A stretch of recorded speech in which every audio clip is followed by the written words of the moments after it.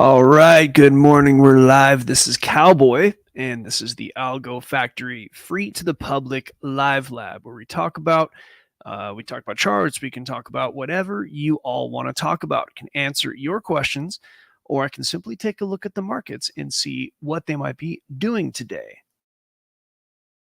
So let's go ahead and take a look at the private chat, see if there are any messages in there. And I don't see anything, nothing in comments. I'm going to go ahead and share the screen, and we're going to take a look at economic events coming this week and see how that might affect our trading. So I'm going to do that by going over. Oh shit, look who's in the house. Hi. Hi. Hey, man. You made it. I certainly did. Yeah. I'm glad I'm here. Yeah, this is not some stuffy show. Like, we like to have a good time. So what's up, We dude? do. Let's go on in the house. Say again? Viva Gorilla in the house, man. I got some receipts to show you, my shit. friend. I got some receipts to show you. Oh shit. Yeah. We're gonna do In the that private room. in the private lab. Yes. Yeah, private lab starts in about 10 minutes. But Viva Gorilla, do you have anything you want to see in the markets right now? Did you touch Bitcoin yet? I haven't touched anything yet. We just started. Perfect. Let's look at BTC. BTC.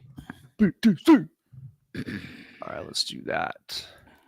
Got a nice EUR/USD long shaping up. Hasn't quite been ready to enter yet, though, but I do see a nice long. I've been scalping the daylights out of these coins. The algos are just beautiful. No, they're just beautiful, man. Okay, let's go that. I was up late last night. I actually at nighttime I tend to. I know this is not a weird thing or whatever. I'm not sharing anything like weird. I give my wife a massage every night. She likes it, and so I was doing that. But my alerts I'm jealous. off, right? Like, Well, actually, I have a massage gun, and I massage up and down her spine. It's actually like a health thing.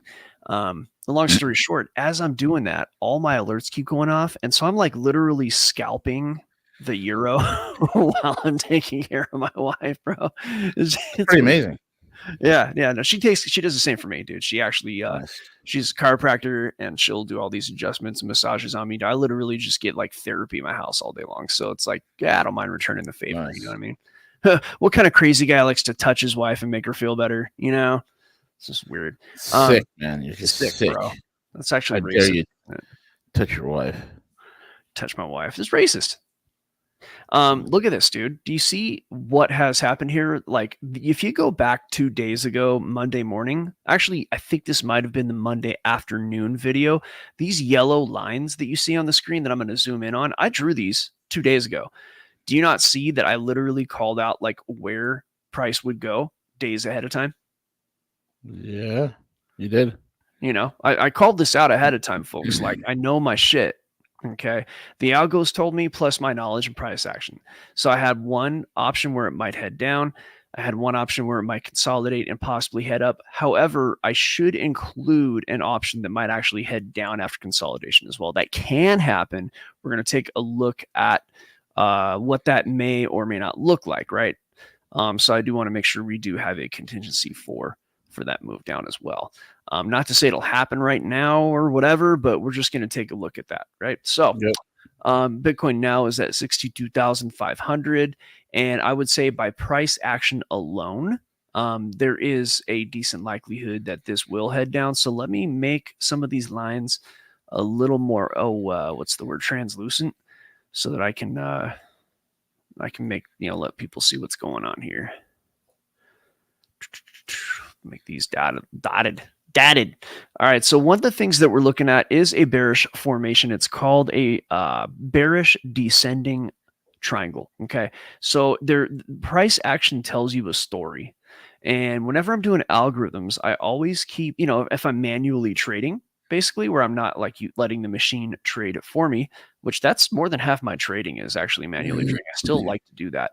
I let the price action tell me the story. Nothing is going to be a faster indication of what's going on than price action.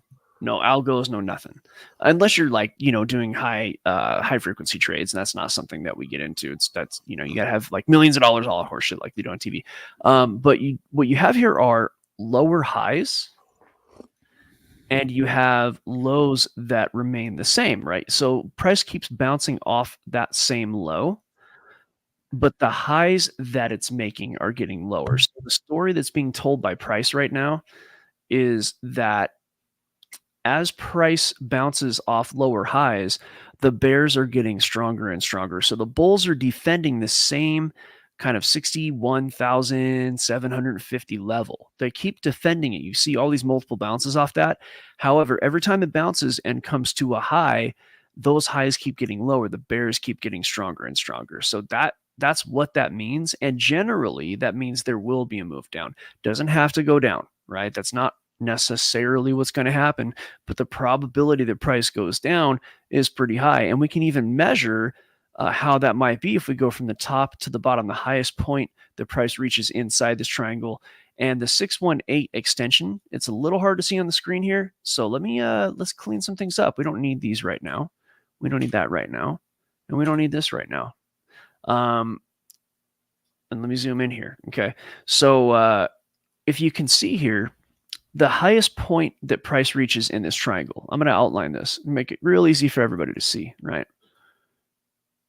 And I'm going to turn this this line back to like a solid line so we can identify it. So give me just a moment to do that for you.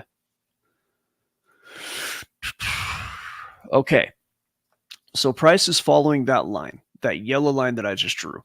And if you go from the highest point that it reaches inside the defined triangle to the bottom of that triangle, and you draw a Fibonacci extension tool, right? You'll see this 1.272 and this 1.618. Okay, now I use the Fibonacci retracement tool, and then I just add some data in there so I don't have to use an extension tool. But, so it looks a little different on my screen than it might look for yours, but this is the 1272 and the 1618. And the 1618 is actually the midpoint of a higher time frame range, right? Or actually, it really is kind of an area between some ranges. So let's see on the Kingfisher where the liquidity is. So the Kingfisher.io is a website that I use. Let's see here. And it's a great website. It has a lot of data on there. It's got options data. It's got, dude, it has everything. It really is like a one-stop shop. But I primarily use it for liquidity because I have my own algorithm, so I don't need to necessarily rely on what the Kingfisher provides. But I do recommend the Kingfisher highly. Like, pay for it. It's good stuff. There is a referral link in the description. So that's that. So now there is liquidity below price, but not a ton of it.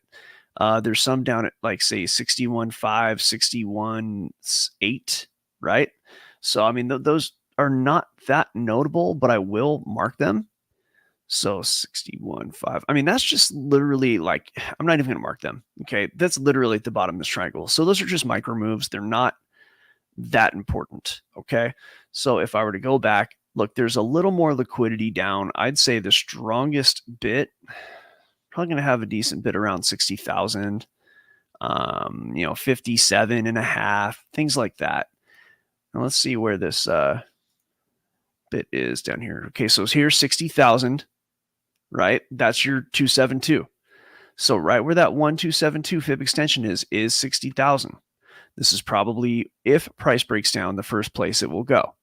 And it'll probably go there pretty fast because Bitcoin tends to take the escalator up or even the elevator, and then it jumps off the building. Like most things, most stocks, most assets, they will take the stairs up and then they will take the elevator down, right? So what does that mean? Like, that means that it'll slowly climb and then it'll take a hard fall like this, right?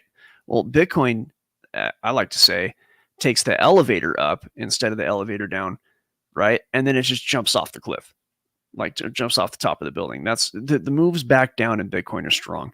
And look, everything's high time frame bullish right now. But when you're in a bullish high time frame move, when you be going up for like a year, the moves down are going to be notable. So if a move down happens, it'll probably be pretty fast and it'll probably go straight to 60,000. And then we said 57 and a half is where we saw more liquidity. Well, that's right here at the 618. And that is kind of in the middle of this range right here. So those are some two areas to note that match little bits of liquidity that match Fibonacci areas. Okay. So Then there's a bit more liquidity at say 53,000. I don't think if price heads down, I don't think it's going to go below that. But as price does head down, if it does head down, I will reevaluate at that time. And when I reevaluate, I might have a better idea of whether or not price could go down below 53,000. But right now, that is kind of the top. It's right above a prior consolidation. Price might even dip into that consolidation in the low 50s. However, right now, we have some other data that we have shared in the private room that kind of gives us an idea of, even though we see price action doing some things, it might be that we have an entirely different result. Price may simply not head down. Price might do something different. And as a matter of fact, that information is, it's not privileged legally, but we only give it to our private group. And we're about to jump over there and do that right this very moment. So Via the Gorilla, do you have any comments before we do move over?